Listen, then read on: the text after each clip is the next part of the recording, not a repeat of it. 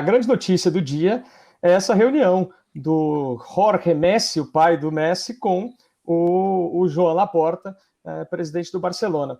Basicamente, essa reunião ela serviu para o Laporta falar para o pai do Messi, que também é o representante, o empresário do Messi, né?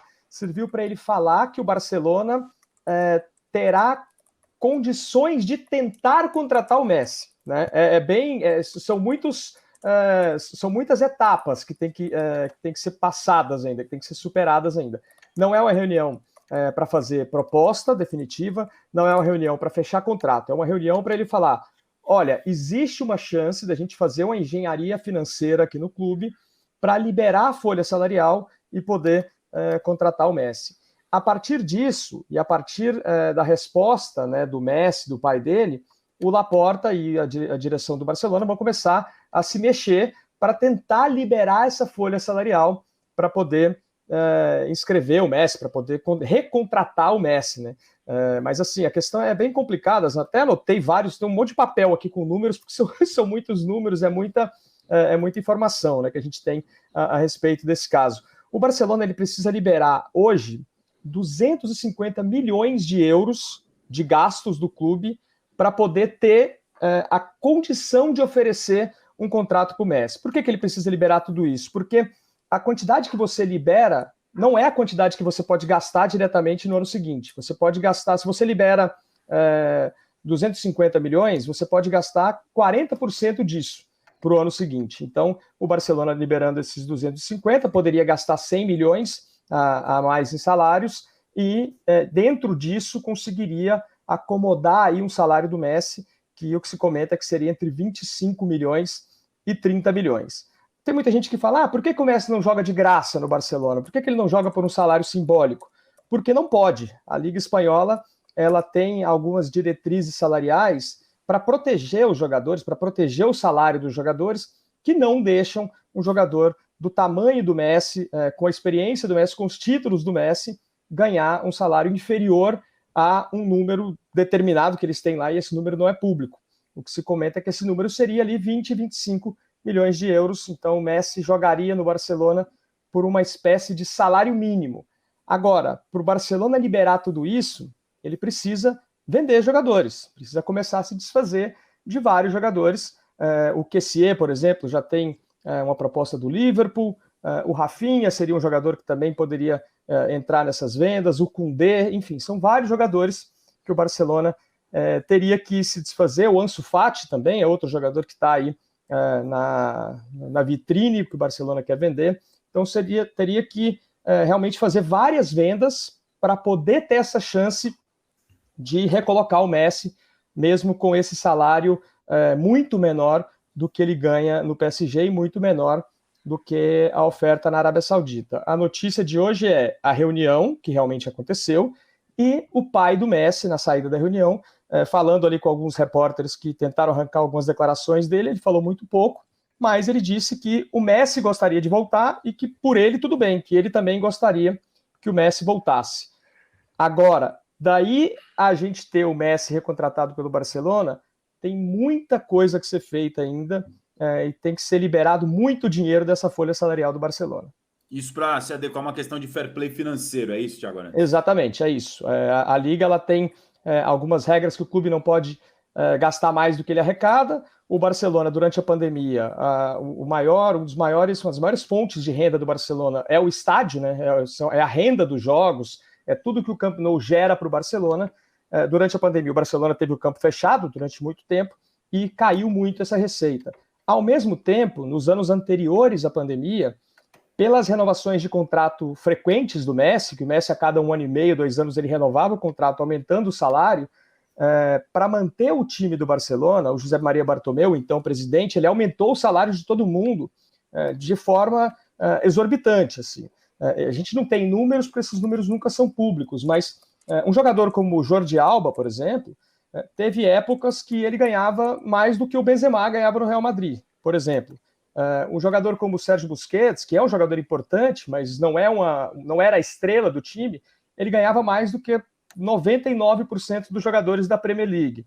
Então, esses salários inflados do Barcelona fizeram com que o time criasse uma folha salarial muito grande e a partir do momento que o time deixou de arrecadar, que o clube deixou de arrecadar dinheiro com o estádio, esses números ficaram incompatíveis.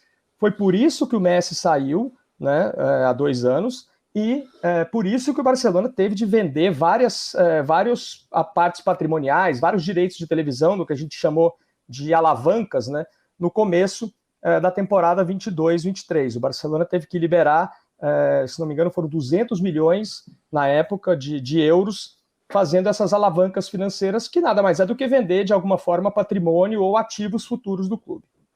Ou seja, para a gente voltar a ver essa cena do Messi vestindo essa camisa do Barcelona, que eu imagino que você aí, como quem mora nesse lugar especial, adoraria ver, ainda tem alguns passos, alguns processos para isso acontecer. As opções, o Andrade pode até incluir, acrescentar se quiser, tiver alguma informação, mas do que já foi noticiado, Inter Miami dos Estados Unidos está interessado, o Al Hilal, o Al Ghaz do Flamengo no Mundial de Clubes também é um clube que está de olho na situação.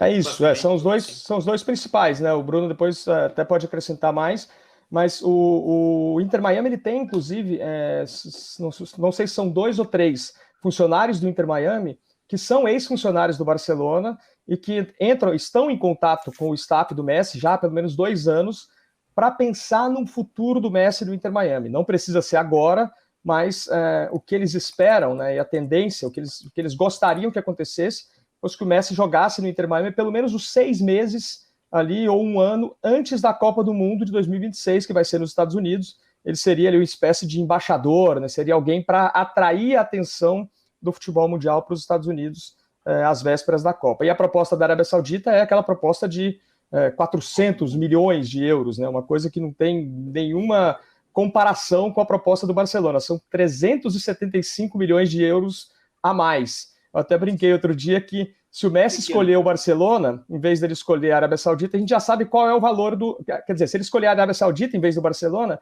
a gente sabe qual é o valor do amor, né? O amor vale 375 milhões de euros, que é a diferença da proposta do Barcelona para a proposta da Arábia Saudita.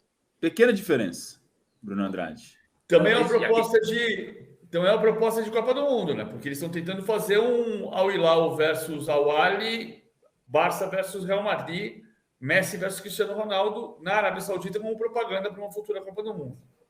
E lembrando que o Cristiano Ronaldo deu uma entrevista agora, onde ele confirma que vai permanecer no Al Nassr e disse que há 4 ou 5 anos a ideia é que segure a Arábia Saudita como a 5ª melhor liga do mundo, ficando atrás somente da Espanha, Inglaterra, Itália e Alemanha. E isso é difícil de acontecer, mas a questão bem rápida aqui, e não tem nada muito para agregar e trazer em relação à notícia do Messi, mas é perceber que o Al Hilal tem pressa. O Al Hilal tem muita pressa, inclusive, mas o Barcelona, como disse bem o Thiago, o Barcelona não vai conseguir fazer tantas vendas da noite para o dia. O Messi também deve ter pressa para definir o futuro, porque o Al Hilal vê o Al Nassr com o Cristiano Ronaldo. E ainda podemos ter Sérgio Ramos, Roberto Firmino, enfim, outros craques do futebol internacional. Ou seja, o Benzema vai para o Al Ittihad. O Al Hilal quer se mexer. O Al Hilal não quer ver os seus principais rivais se reforçando à espera do Messi. Vamos ver como vai ser essa situação, então, do Lionel Messi. Claro que vários dos fãs do futebol, eu particularmente, adoraria ver o Messi voltando a vestir a camisa do Barcelona. Acho que muitos de nós também. E você, certamente, porque aí poderia desfrutar de vê-lo mais uma vez aí de pertinho, Thiago Arantes. Mais uma vez, te agradeço pela participação de última hora aqui com a gente neste de primeira e acho que teremos assunto durante a semana. Sem dúvida nenhuma, até porque o Barcelona nos próximos dias, além do Messi, ele tem que fechar uma série de outros acordos, seja para vender jogadores ou para que cheguem jogadores, né? O Barcelona precisa se reforçar, perdeu o Busquets, perdeu o Jordi Alba, perdeu o Piqué. Alguns dos jogadores que têm sido comentados aqui, o Gundogan do Manchester City, é um jogador que vai ficar livre, né, no fim desse mercado. O Barcelona está louco atrás dele, mas as últimas atuações dele talvez façam ele ficar no City. O Rubem Neves, que é o português que o Bruno conhece muito bem, joga no Wolverhampton, também é um cara que está sendo muito comentado aqui em Barcelona. E o Gabri Veiga, que fez os 2 gols do Celta ontem contra o Barcelona, ótimo jogador, muito jovem, também é um cara que pode chegar aqui, mas ele tem uma multa de 40 milhões. Então, o dilema do Barcelona agora é o seguinte, se ele, para trazer o Messi, ele precisa vender muita gente e não pode contratar praticamente ninguém. Vale a pena ter o Messi por 2 anos, o Messi já mais velho, né, o Messi já na fase final da carreira, e abdicar de parte do time que foi campeão da Liga, até de forma surpreendente? Essa é a pergunta, né? Você vai trazer o Gabri Veiga, o Gundogan, o Rubem Neves, ou você traz o Messi e abdica de parte desse time, de parte do futuro do clube? Esse é o debate que a gente deve ver nos próximos dias aqui em Barcelona. Escolhas a serem feitas pelo clube catalão, e a gente vai ouvir muito então do Thiago Arantes aqui no nosso De Primeira, certamente, se esse caso continuar se desenvolvendo ainda nessa semana.